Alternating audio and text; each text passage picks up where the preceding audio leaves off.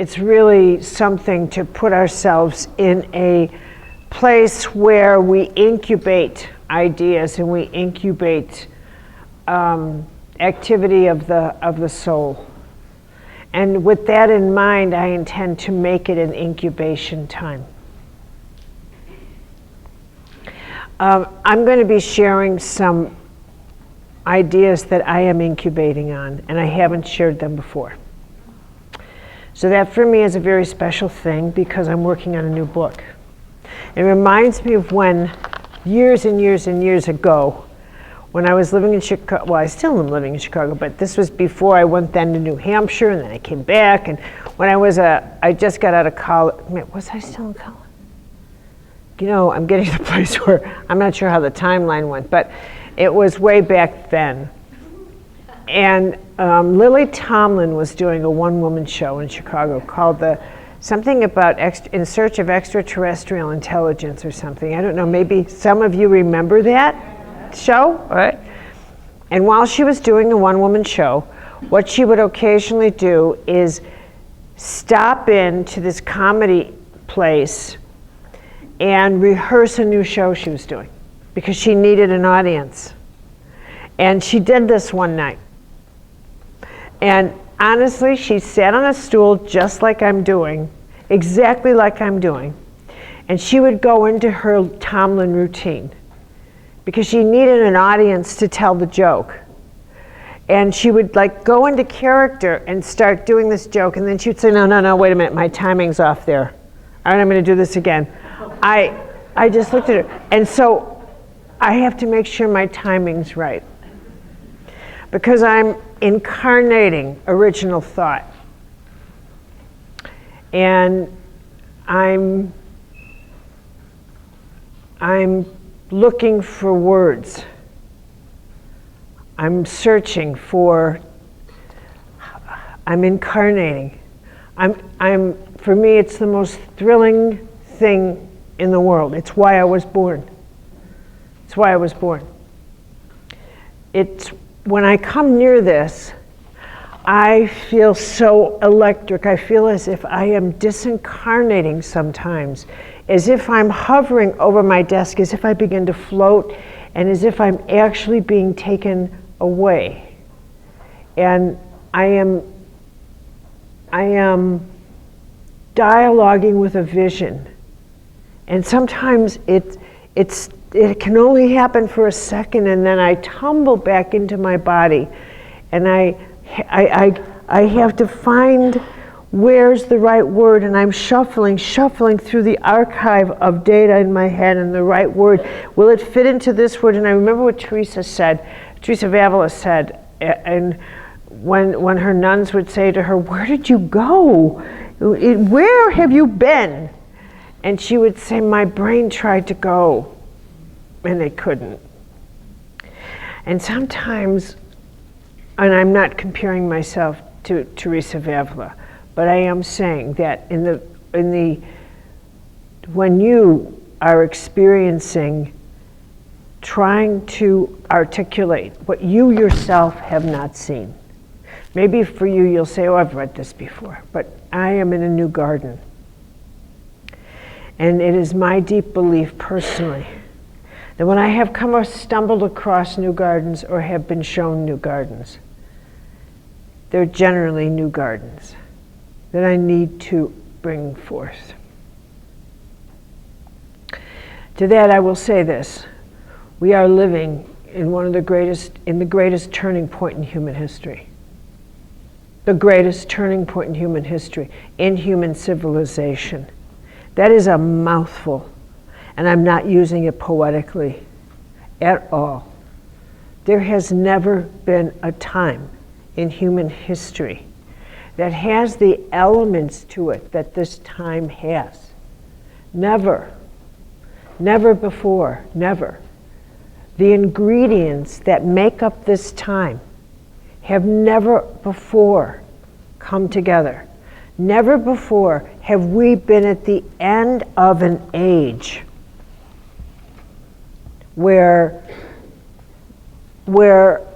first of all, we are standing at the end of thinking we are the only planet of life.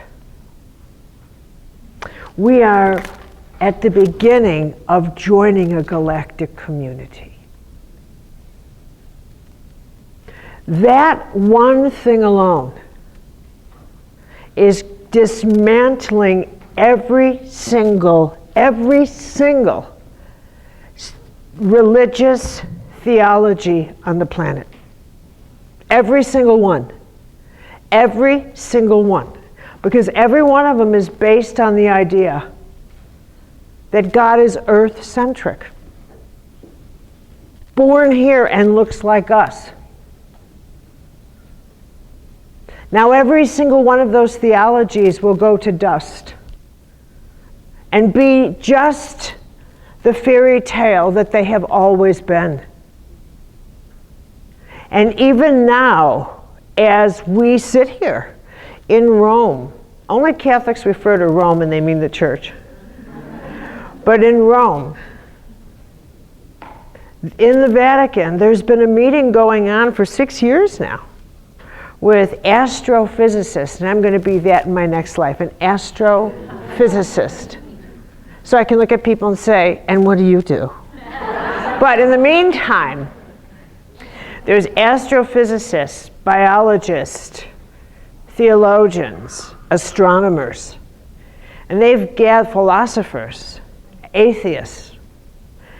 Although I'm not quite sure how one is a professional atheist. And then are you a retired atheist? I don't know what that is, but anyway. Who are charting the first galactic theology. Galactic theology. Because they know that as soon as the forces that be, governments, finally admit that there is extraterrestrial contact, that it reshuffles the nature of the game here. It reshuffles everything because what are you going to do? Say, does Andromeda have the Georgian calendar, the Gregorian calendar? Do they have Christmas on it? Do they have a December? By the way, does Jesus love you over there? I mean, everything goes poof. Do they have an Abraham? Do they know about, Israel? Do they know about the 70 virgins? All of it goes poof. All of it. Which I find absolutely intriguing because simultaneously, the ending of the organizations is occurring in front of our eyes. 2 popes reside in the Vatican. That itself is something but to discuss at some time, but it is the symbolic decline. It's like the end of the era. The Dalai Lama said he's not reincarnating. He's the last Dalai Lama. I'm not coming back. It's the end of the line. So it's the end of Catholicism, the end of the Buddhist line. I am longing to get to Medjugorje because the Madonna, who's appeared for 2,000 years, said, this is the last time I'm coming to Earth. This is the end.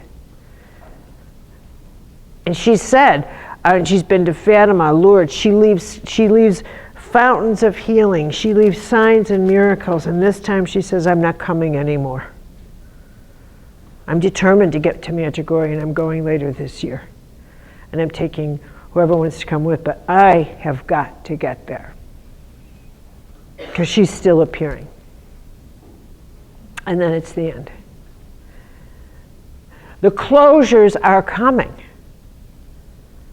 The closures are coming. I don't say this to say, oh no, let's all sleep under our blankets tonight. It's not about that. It's about what does this mean for the challenges of our time? What does this mean? What are we being called to understand? How is it challenging us? And this is where taking a look at what are the religions are going to turn to powder, but their mystical teachings are what we're going to hold on to. And these are the laws that we're going to talk about. The mystical laws that have governed this universe and will continue to govern it long after the evolution in the earth keeps spinning past this era. Because these are the laws that govern the universe here and out there. These are the governing laws that keep the orbits operating here and out there. And these are the same laws that keep your biology operating.